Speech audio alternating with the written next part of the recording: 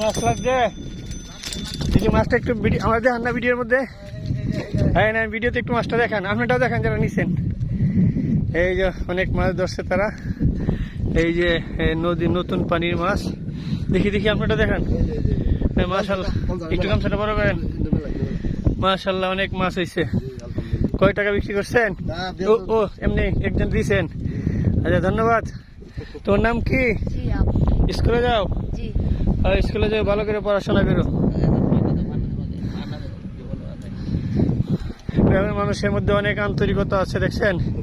একজন কিছু মাছ মারছে, আরেক পরিচিত ভাই দিছে।